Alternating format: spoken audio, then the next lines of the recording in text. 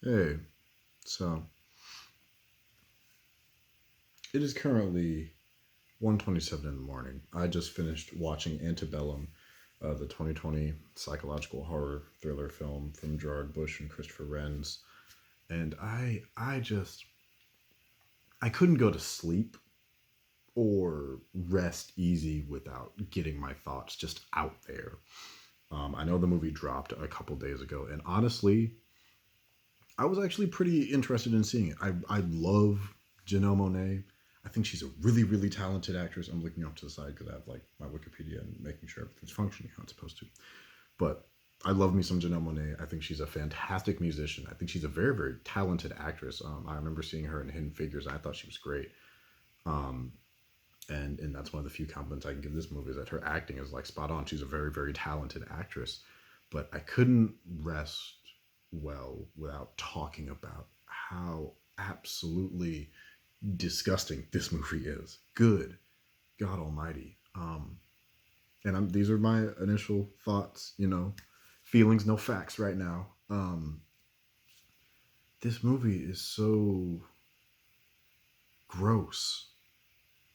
It's so gross and just sad. And let me, first of all, full spoilers to the whole movie, and I'll probably have some more concrete, concise, like educated thoughts for my podcast when we record later this week. But for now, this is just first thought brain. Just finished the movie. Going into it, like I'd only seen the trailers, I'm like, oh, this looks really interesting. Jumping back and forth between the modern period and the past. I love Janelle Monae. Some of the other producers from Get Out that aren't Jordan Peele. Let's make that clear. That's how Hollywood does that shit a lot, and it gets on my nerves. They'll pick a producer from a movie and say, yeah, the person that produced this, right? It's like, I don't care who the fuck produced it, who wrote it, and who directed it. Is it the same person? The producer doesn't really tell me shit. Nonetheless, I thought the trailer was interesting. I think the premise that they were teasing in the trailer was an interesting premise. I still think the movie has an interesting premise. Um, and then the execution was fucking bad. So let me get some positives out of the way before I go into this movie because oh. And going into it, I only saw one review. I watched the double toasted review. I'm just like, yeah, see what they think about it before because I was excited to see it. This is one of the movies this year that I was excited to see amongst like a handful of the ones coming out. So I'm like, this looks like a really interesting premise. Um, but watch the review, they weren't too keen. I'm like, yeah, well, I'll still give it a chance, but I'll just keep my eyes open. And I don't think it tailored or jaded my opinion of it too much. The content of it did. So again, as I've said 3 times before, the positives of the movie. It's very well acted. It's very well cast. Like the cast is good for what they're given to work with. So like with the roles that they were supposed to play, they play them very well. They're very believable. I like Janelle Monae's acting in this film and her character and what she's supposed to represent, um, and stuff like that. Why are people up in the house? You need to go to bed. Anyways, I think Janelle Monae's acting is really really strong in this. Who even have in this cast?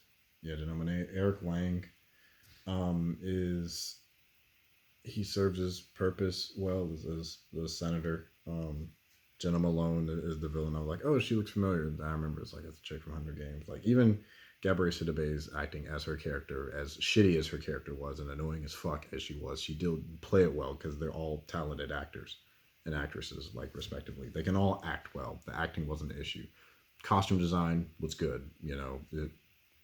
Like all around, everybody looked good. Everything looked appropriate to the story they were trying to tell. The way it was shot was good. There were some pretty good shots in there, but they just didn't feel deserved. But we'll get into that. But it's like there's one of like Janelle Monae holding a torch by like a burning.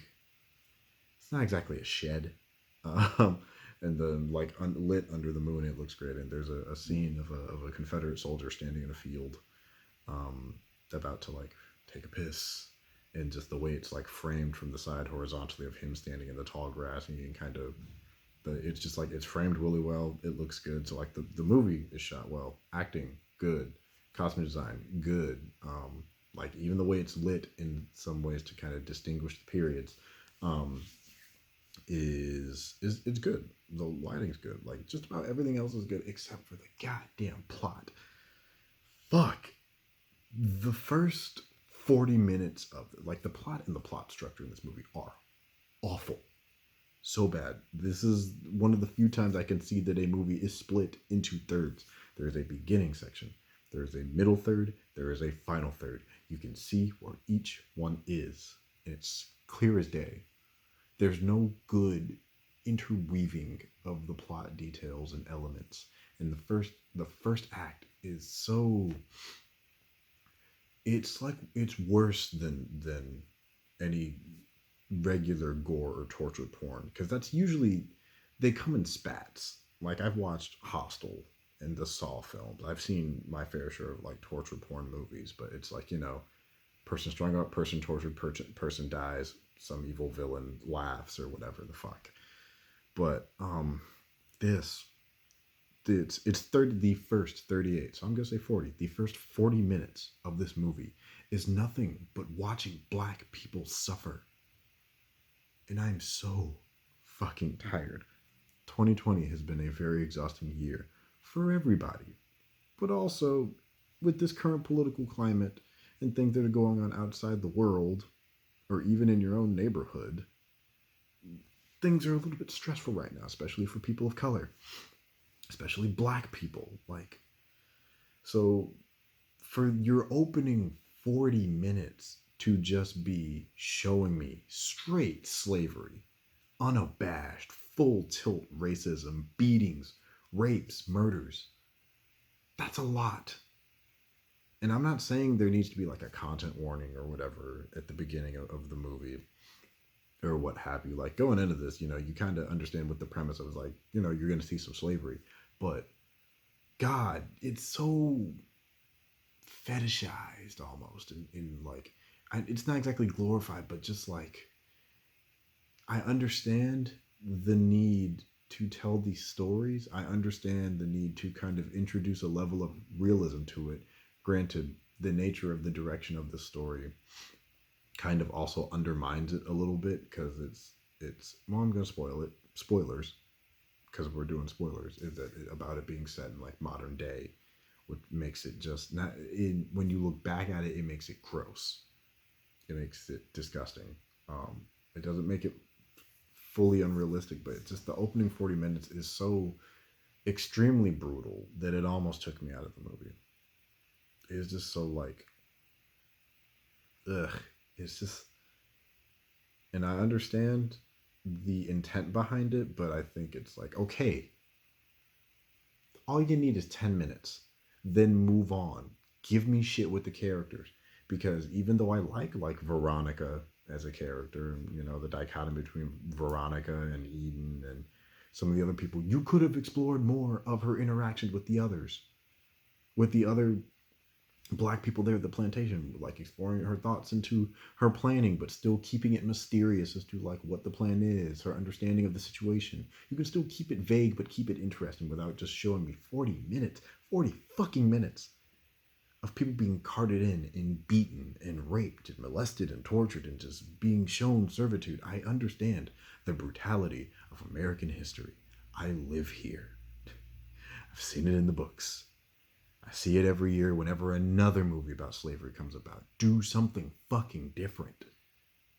It is so emotionally draining. It's usually why I kind of steer clear of slave movies. I just thought this one had an interesting premise. And then, let's talk about the second act. The second act actually wasn't that bad. It wasn't cohesively blended in. Actually, no. How it was introduced was good, because we hear the phone ring and we wake up and it's set before Veronica's initial kidnapping. Um, and so like you kind of get the build up and the setup to the type of person that she is. And I'm like, okay, cool, interesting. So we're getting more into like, who is this Veronica person in comparison to the Eden that we've known the whole time. And you kind of get little hints and sprinkles here and there. It's like something's off, something's different, setting it up. And it's just like, oh, is there like a supernatural element to it? Because you see the little girl in the hallway dragging the person with the doll by the rope, and you see like this white woman, Jenna Malone's character, just like going in and out. Which how she got in her room is really kind of stupid. That was a little thing that kind of is a nitpick, but it kind of broke my suspension of disbelief that she just told the hallway attendants like, "Oh, I forgot my pass. Can you let me into this room?" Like, no, bitch. I don't know if you live here. Fuck. Um, like go downstairs and get a key from the front desk. Cause like yeah, that took me out a little bit, and then just like the type of person that Veronica is, as someone who has a decent comprehension of like black feminism and intersectional feminism, I can understand what she's talking about. I can understand why she's talking about it. She has seen it. There's really no. They don't do anything interesting with those aspects of her as a character. They're really surface level discussions and explanations, and it's just like I understand if you're not like the type of person that's into that type of material or political discussions or leanings or what have you, that you're probably not going to engage with it or invest in it as much. You're like, wow, she might be really saying something, but it's like it's really surface level shit if you're talking about things related to like difficulties with intersectionality and the coping skills that black people have to go through. It's to an extent some of it is common knowledge, like the fact that we have all these arguments and conversations about the potential existence of like a patriarchy and like the racial dichotomy in America and in the workplace and yada da da da da da da, like stuff of that nature. Everything she's saying isn't anything that we haven't heard on like CNN.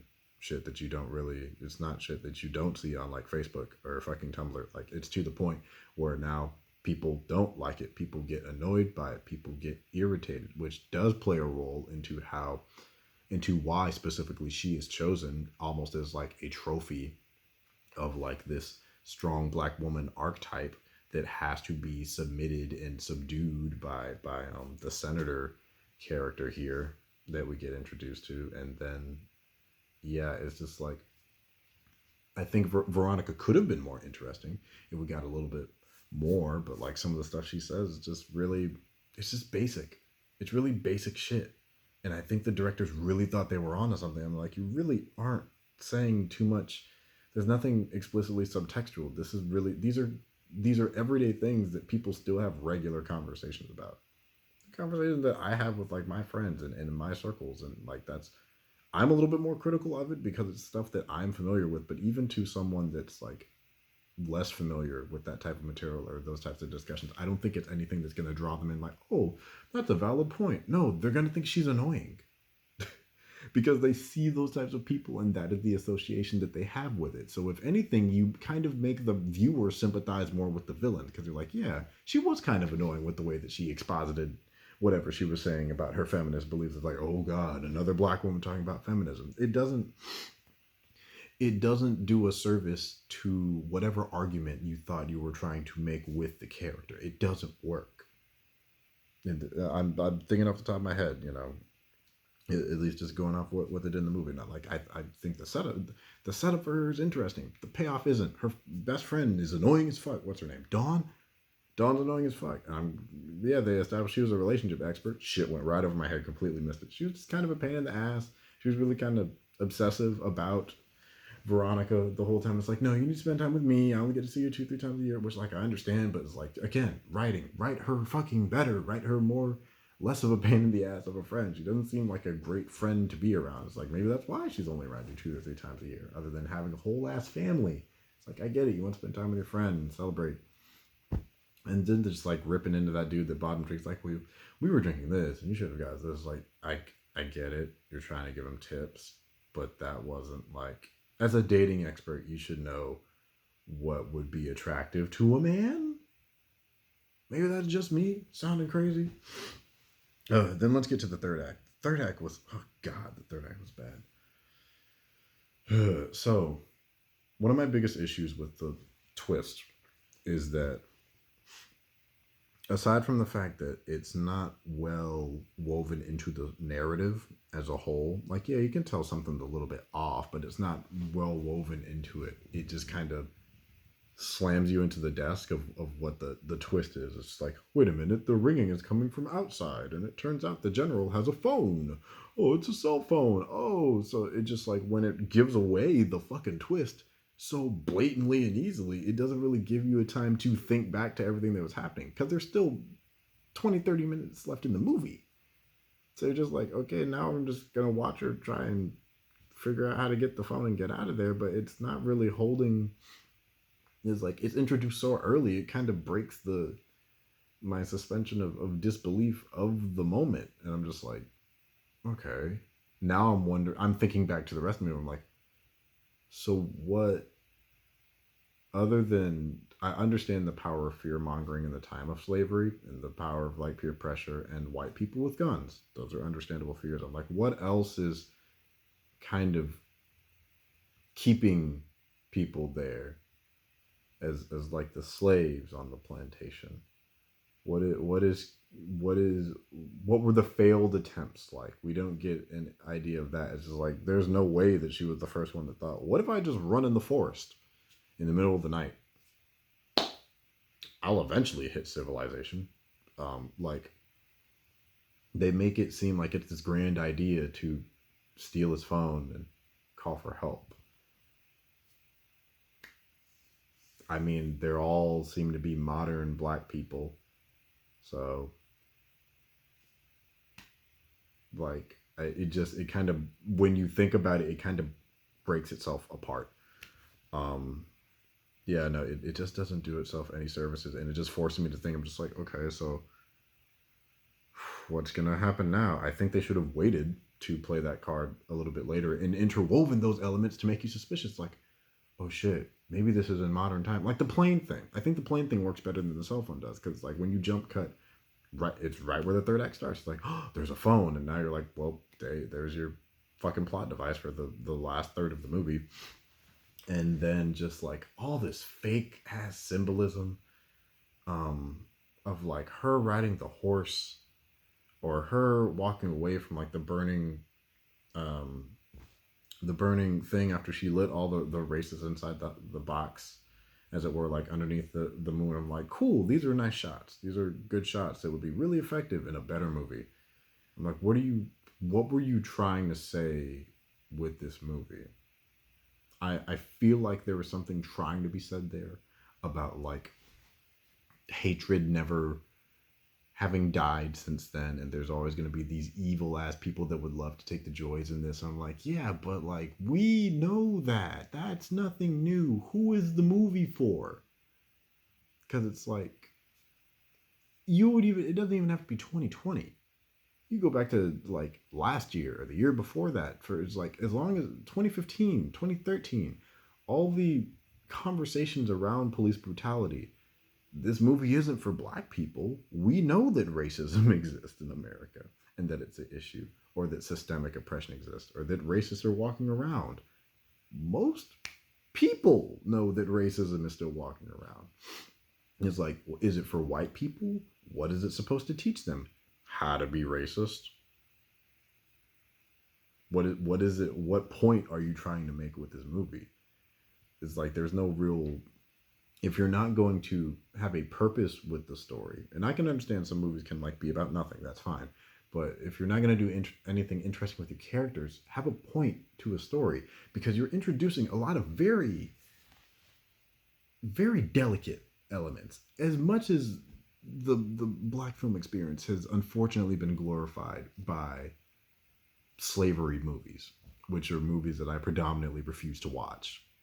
You know, I'll make the or movies that the main focus is racism, and TV shows. Like the only reason I'm watching Lovecraft Country is because, again, I think the premise was interesting. I thought the premise for Antebellum was interesting. Which, side note, while we're talking about Antebellum, we cannot ignore the fact that there's going to be a lot of comparisons to Octavia Butler's book Kindred, which I haven't read, but it's funny because a very close friend of mine gave me a copy of Kindred. And what do you know?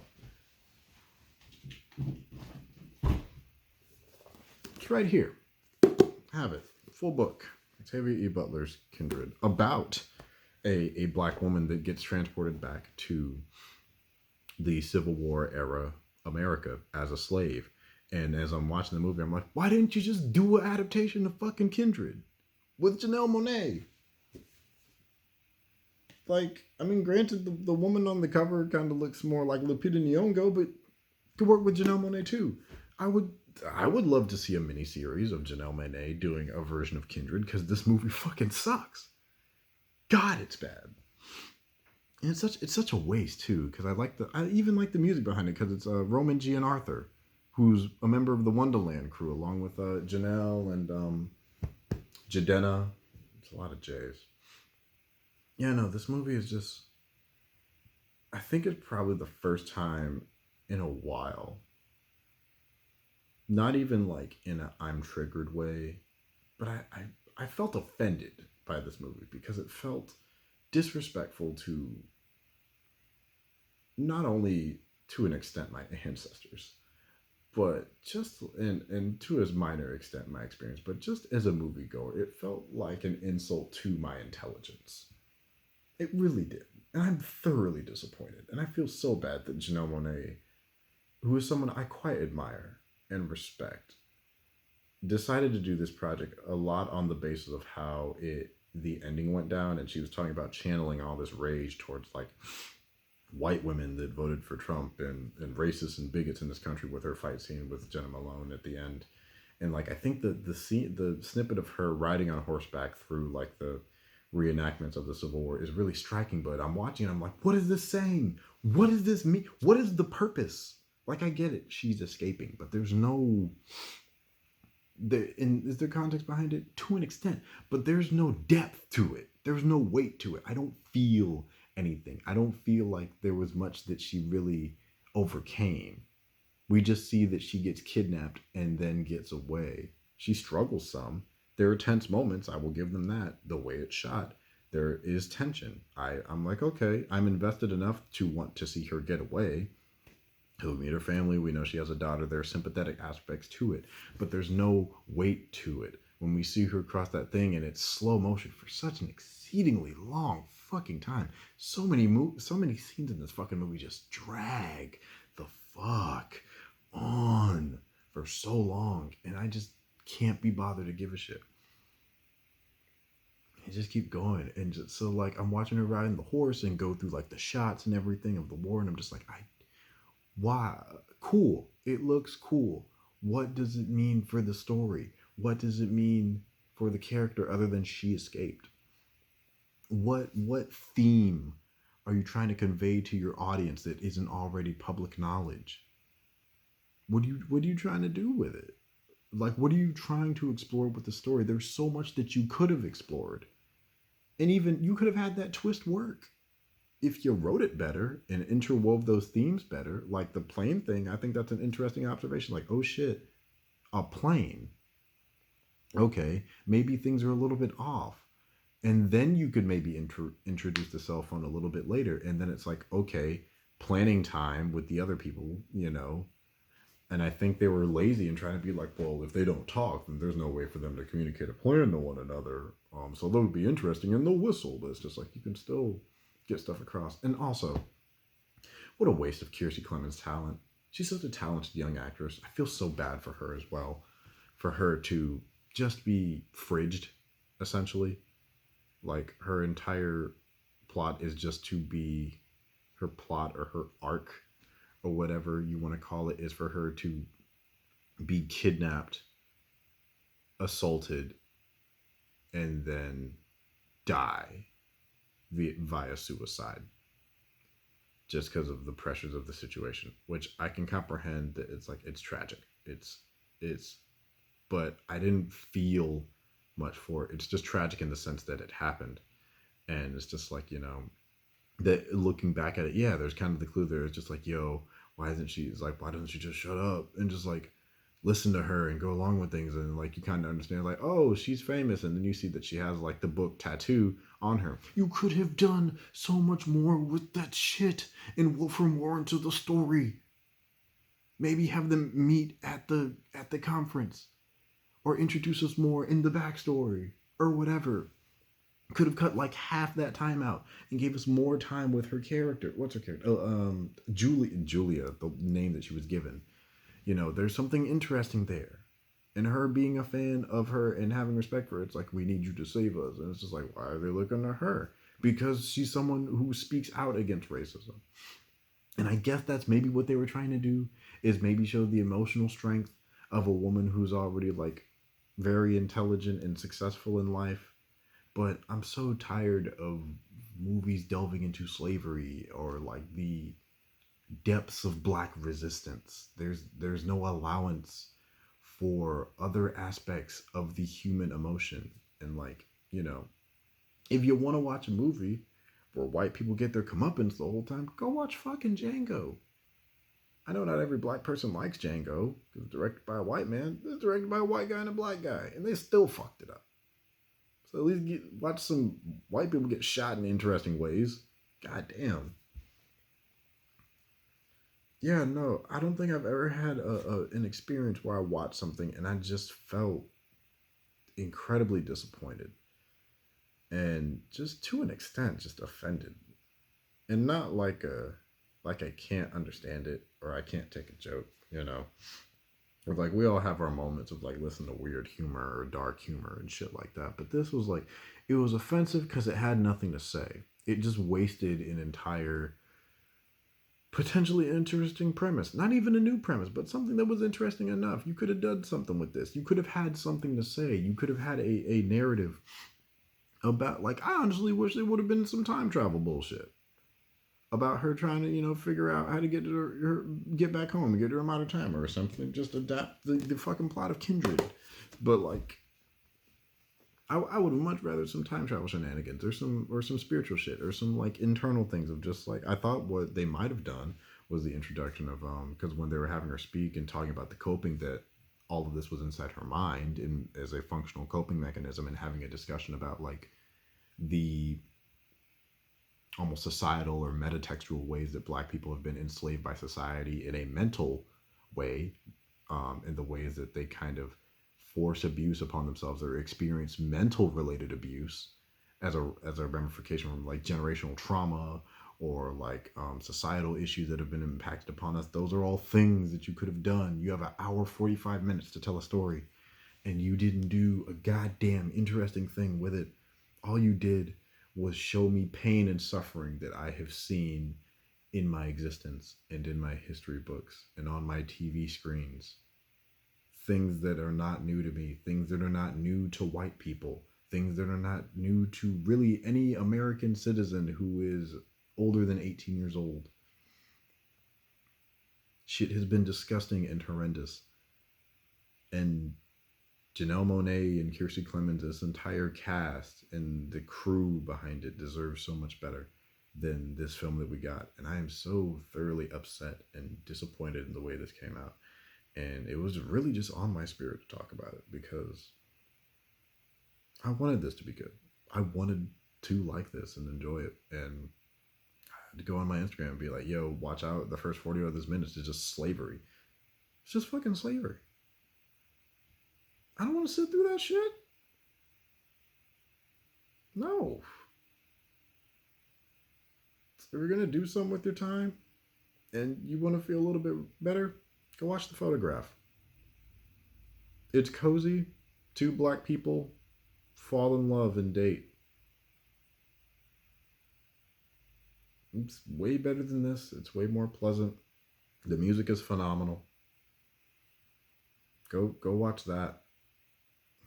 But I think after this and once I'm through with Lovecraft Country, I am done for a good long time on racial narratives from a black perspective. Love Jordan Peele. Looking forward to his next project. He's probably the only case where I might go out and see something. That and Candyman. I'll give you Candyman. Candyman is probably gonna be the last time because I'm so done. I'm so over it. Because some people can do it right. I think Jordan Peele's already doing it right. Candyman looks pretty good, but I thought this looked good. This was hot shit. Janelle Monae, I'm so sorry, honey. You deserve so much better than this. So is the rest of the cast. Kiersey Clemens too. Y'all, Hollywood, you got to do better. This is borderline unacceptable, and this is just like negligent. We got to do better. I don't know. I'm supposed to do the outro. Like, subscribe, please. leave comments. I want to know other people's thoughts. I don't know if I'm alone. I don't think I'm alone in this because I started watching some reviews, but just damn, son. Ugh. We got to do better, y'all. We'll see you next time.